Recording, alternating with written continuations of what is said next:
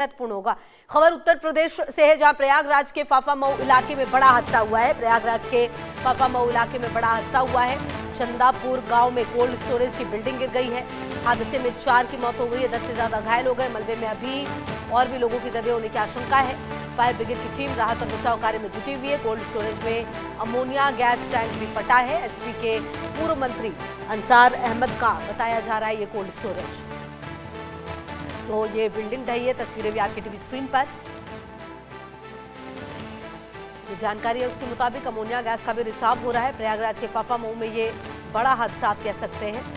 चंदापुर गांव में cold storage की बिल्डिंग गिर गई है और जो ये घटना हुई उसके बाद लोगों की जान गई है।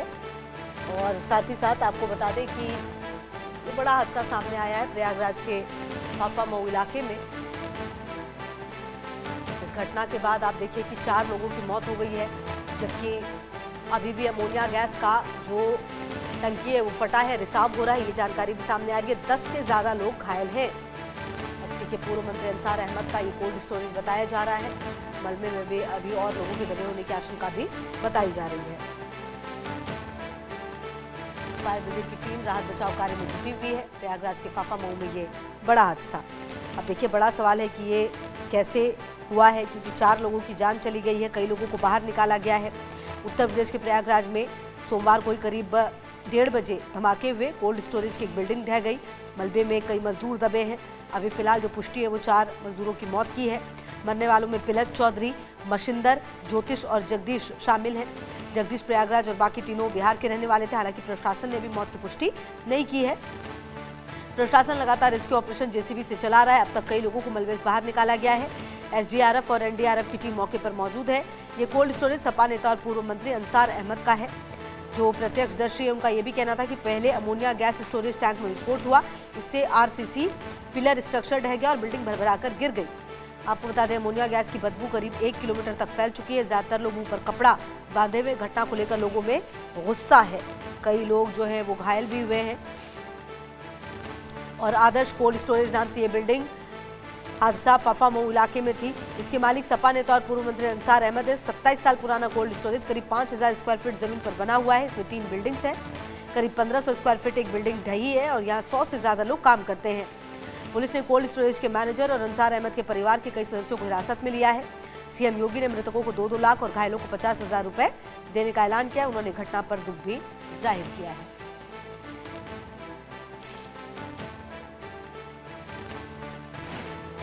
तस्वीरें लगातार हम आपको दिखा रहे हैं और इस पूरे मामले पर जो मंत्री हैं उनकी तरफ से भी बयान सामने आ रहा है। और अमित मेरे से होगी ज्यादा जानकारी के लिए मेरे साथ। अमित, देखिए 4 लोगों की जान गई है। एक प्रयागराज के रहने वाले मजदूर थे, जबकि 3 बिहार के थे। क्या कुछ जानकारी मिल पा रही है? जो घायल उनकी क्या स्थिति बनी हुई है और क्या घटना पर जो रेस्क्यू है वो अभी भी चल रहा है? बिल्कुल, अभी भी रेस्क्यू जो है वो अभी भी लगातार वहां पे जारी है। और लगातार जो एनडीआरएफ की जो टीम है वो हर एक जान को बचाने की कोशिश में जुटी हुई है कि किसी भी तरह से जो भी लोग उस मलबे में दबे हुए हैं उनकी जान बचाई जा सके, क्योंकि हर एक जान बहुत ही महत्वपूर्ण है। क्योंकि मुख्यमंत्री योगी आदित्यनाथ ने कहा है कि किसी भी तरह की कोई कोताही और लापरवाही न बरती जाए और हर एक जान को बचाने का प्रयास किया जाए। इसीलिए लगातार एनडीआरएफ टीम हो, एसडीआरएफ की टीम हो और चाहे फायर ब्रिगेड की सभी टीमें मिलकर ज्वाइंट ऑपरेशन कर रही हैं। साथ ही प्रयागराज के जो पुलिस कमिश्नर है और जिलाधिकारी दोनों लोग स्वयं वहां पे डटे हुए हैं। पूरी जो रेस्क्यू ऑपरेशन वो अपनी उनकी निगरानी में किया जा रहा है। और इस पूरे मामले में अब तक 4 लोगों की मौत हो चुकी है। जो एक प्रयागराज को बताया जा रहा है, दूसरा जो 3 लोगों को बिहार के बताए जा रहे हैं। अभी ये मौत का आंकड़ा और भी बढ़ सकता है, क्योंकि जिस समय ये हादसा हुआ उसमें करीबन 30 से 40 जो मजदूर थे वो वहां पे काम कर रहे थे जहां पे ये हादसा हुआ है।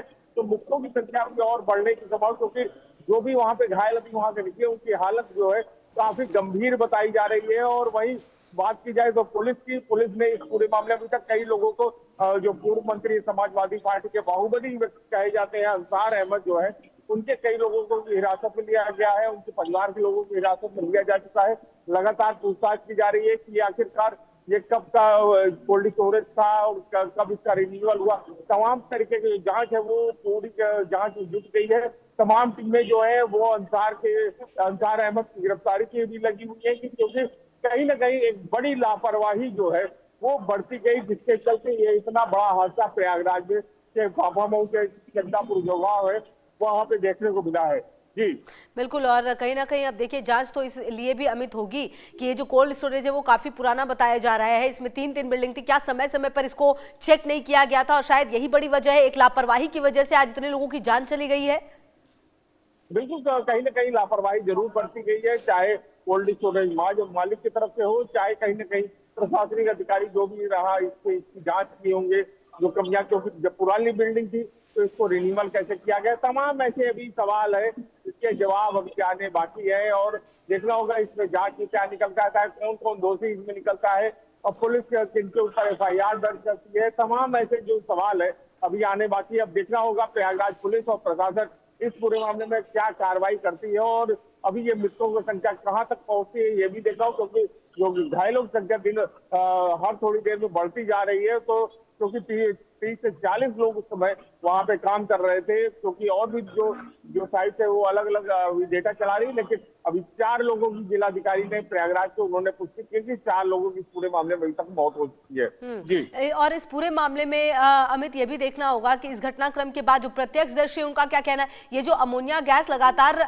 धीरे धीरे लीक हो रहा है, क्या ये खतरा हो सकता है यहाँ के रहने वाले लोगों के लिए, क्या इनको कहीं शिफ्ट करने की बात कही जा रही है अमित?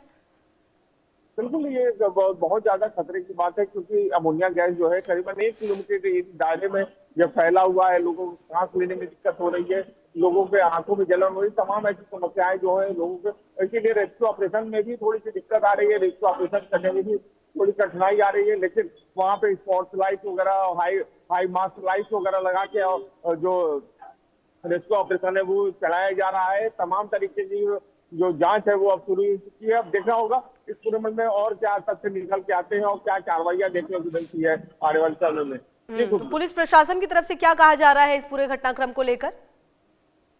उन्होंने साफ तौर से कोई जो भी दोषी होगा वो बख्शा नहीं जाएगा, सबके खिलाफ कार्रवाई होगी और इसमें जो घायल है उनके लिए कहा गया है कि मुख्यमंत्री ने ऐलान कर दिया है कि 50,000 रुपए जो है घायलों को मिलेगा, मृतकों को 2-2 लाख रुपए देने का ऐलान किया और साथ ही ये मुख्यमंत्री ने यह भी ऐलान किया है कि कोई भी कोताही न बरते, हर तरीके की संभव जो हो वहाँ मदद जो है वो दी जाए, क्योंकि मुख्यमंत्री योगी आदित्यनाथ ने स्वयं पूरी घटना का क्रम को संज्ञान लिया है। जी बिल्कुल। और अमित कहीं ना कहीं अब देखना तो ये होगा कि ये जो पूरा रेस्क्यू ऑपरेशन है वो कंप्लीट हो, और दूसरी बात ये भी अमित, क्या आसपास में ऐसे और भी कोल्ड स्टोरेज है जिन पर सरकार को, प्रशासन को अभी से ध्यान देना चाहिए कि इस तरह की घटना ना हो, ताकि घटना हो उसके बाद ना जगे, लोगों की जान ऐसे ना जाए? जी बिल्कुल, अंसार अहमद की बात की जाए तो अंसार अहमद के पास अभी एक और कोल्ड स्टोरेज है, वो भी पुराना है। साथ ही वहाँ पे उस क्षेत्र में काफी कोल्ड स्टोरेज ऐसे हैं जो पुराने हैं, बहुत ऐसे हैं जो बंद पड़े हुए हैं, तो उन सब की भी अब जांच होगी और कहीं कोई कमी होगी तो अब उसके खिलाफ भी अब जांच करके कार्रवाई होगी, क्योंकि घटना के बाद कहते हैं ना लकीर पीटने वाला काम जरूर होगा, वो भी देखने को मिलेगा, क्योंकि अगर घटना होने से पहले ये काम किया गया था तो आज इतनी बड़ी घटना देखने को न मिलती। बिल्कुल। और अमित इस पूरे घटनाक्रम के बाद ये भी देखा गया है कि ये जो मंत्री हैं दानिश आजाद अंसारी ने ये भी कहा कि मौके पर राहत और बचाव का कार्य तो चल रहा है, जो भी घटना में शामिल होगा उस पर सख्त कार्रवाई की जाएगी, लेकिन बार बार सिर्फ ये कहा जाता है, लेकिन एग्जाम्पल सेट करने की भी तो जरूरत है, क्योंकि क्या इन मासूमों की जान यूं ही सिर्फ फाइलों में दबकर रह जाएगी क्या?